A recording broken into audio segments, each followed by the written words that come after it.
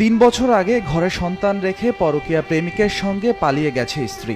এরপর 2 ছেলের দেখভাল করতে গিয়ে হারাতে হয় চাকরিও। কুল কিনারা না পেয়ে বড় ছেলেকে নিয়ে পাড়ি জমান রাজধানী ঢাকায়। কিন্তু ভাগ্য যেন সায় দিচ্ছে না কোনোভাবেই। দুবেলা দুমুঠো খাবার জোগাতে বর্তমানে ফেরি করে পান সিগারেট বিক্রি করছেন মুসলিম উদ্দিন।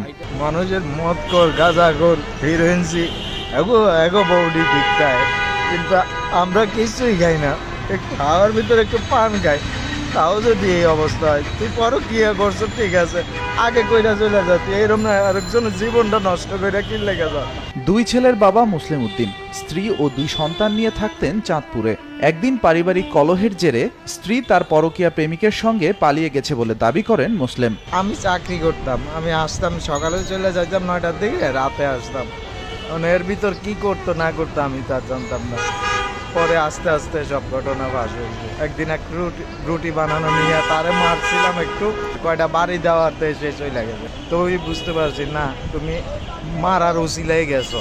স্ত্রী ছোট ছেলেকে নিয়ে গেলে বড় ছেলেকে নিয়ে রাজধানী ঢাকায় পাড়ি জমান মুসলিম। এরপর ছেলেকে সঙ্গে নিয়ে ঘুরছেন রাজধানীর কারওয়ান বাজার এলাকায়। সকালে সিঙ্গারা আর দুপুরে 1 প্লেট ভাত ভাগাভাগি করে খেয়ে এখন দিন পার করছে অসহায় বাবা ছেলে।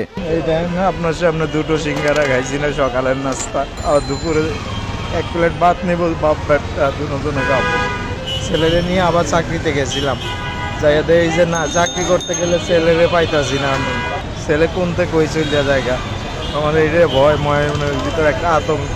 মাত্র 2,500 টাকা নিয়ে ঢাকায় পাড়ি জমানো মুসলিম এখন ছেলের জন্য রাস্তার পাশে বসে চোখের পানি ফেলছেন। সব হারানো মুসলিম চান ছেলের একটি সুন্দর ভবিষ্যৎ।